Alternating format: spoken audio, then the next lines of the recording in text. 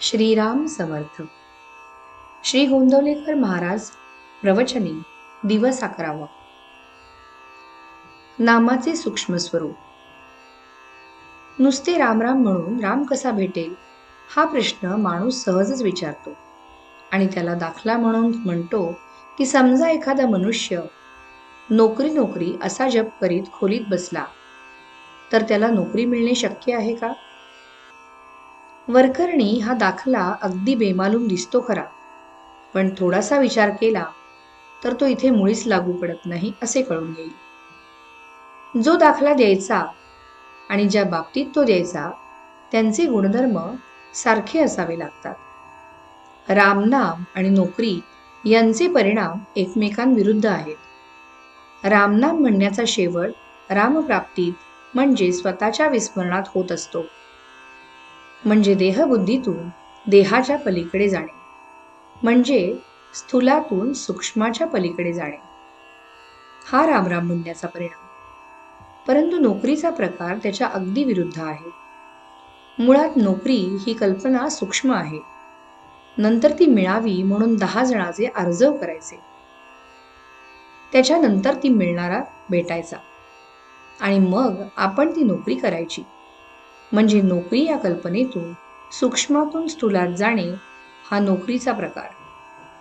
पण रामराम म्हणणे हा प्रकार स्थूलातून सूक्ष्माच्याही पलीकडे जाण्याचा आहे. यावरून नोकरीचा हा दाखला इथे लागू पडत नाही हे स्पष्ट होते. दुसरी गोष्ट म्हणजे नोकरी नोकरी असा जप करून नोकरी मिळणे कठीण हे तर खरेच, पण रामराम म्हणून राम मिळणे कसे सोपे, किंबहुना कसे हमखास शक्य आहे हे पहा. नोकरी म्हणजे मुळात कल्पना असून ती प्रत्यक्षात आणण्याकरिता इतर अनेक गोष्टींशी कशी जुळवाजुळव करावी लागते हे आपण आत्ताच पाहिले.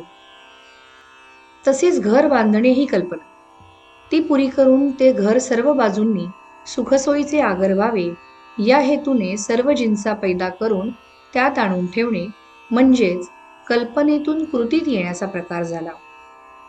आता हे करणे किती कष्टाचे आणि अनिश्चित आहे याचा अनुभव सर्वांना आहे.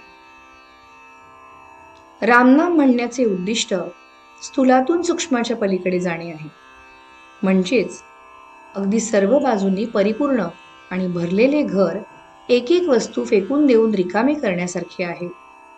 ही गोष्ट करण्याची इच्छा असल्यास कोणालाही सहज होण्यासारखी आहे.